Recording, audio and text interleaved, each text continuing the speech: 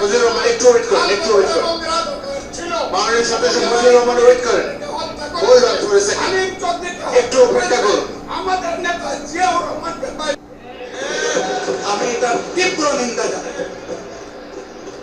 আমার আইডেন্টিটি নিয়ে প্রশ্ন করা হয়েছে, এটা গুরুতর অপরাধ করেছেন।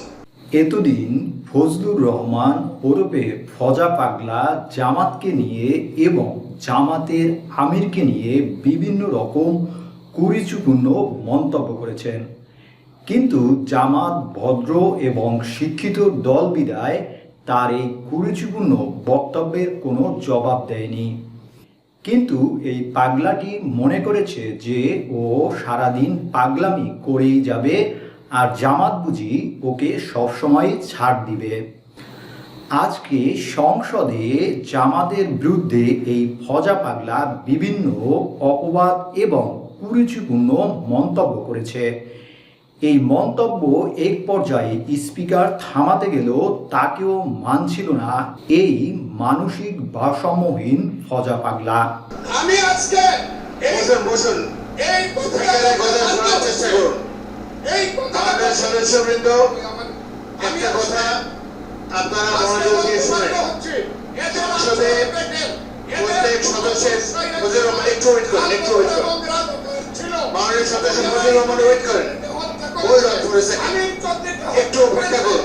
আমাদের নেতা জিয়াউর রহমানকে পাইলো এরা হত্যা করতো 16 এক পর্যায়ে তার বক্তব্য শেষ হলে জামাত আমিরকে স্পেস দেন তার বক্তব্য দেওয়ার জন্য, কিন্তু জামাত আমির যে বক্তব্যগুলো দিয়েছেন তাতে এই বক্তব্য না দিয়ে বরং ওকে যদি 2টি জুতার বাড়িও দেওয়া হতো তাহলেও হয়তো ওর মান সম্মান কিছুটা হলেও থাকতো। 2 নম্বর, উনি বলেছেন কোন মুক্তিযোদ্ধা কিংবা শহীদ মুক্তিযোদ্ধা পরিবারের কেউ জামাত ইসলামী করতে পারে না। তাহলে উনাকে জিজ্ঞেস করে করা লাগবে? এটি আমার নাগরিক অধিকার। আমি কোন দল করব, কোন আদর্শ আমি অনুসরণ করব, এর উপর হস্তক্ষেপ করার ন্যূনতম কোনো অধিকার রাষ্ট্র কিংবা সংবিধান কাউকে দেয়। আমি এটা তীব্র নিন্দা জানাই।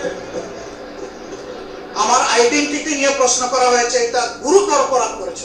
এবং পরের দিনে সে মাননীয় প্রধানমন্ত্রী একটা প্রস্তাব দিয়েছে, আমরা সাথে সাথে এটা গ্রহণ করেছি। তিনি এইটাকে শেষ পর্যন্ত কনক্লুশন টানলেন কি দিয়ে? হ্যাঁ, যার মগজ এবং তার কনক্লুশন হবে।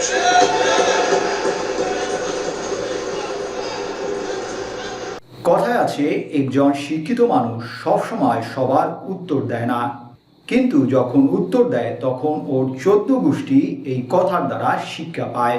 জামাতের আমিরের এই প্রতিউত্তর দেখে আপনার সুচিন্তিত মতামত কমেন্ট করে জানান।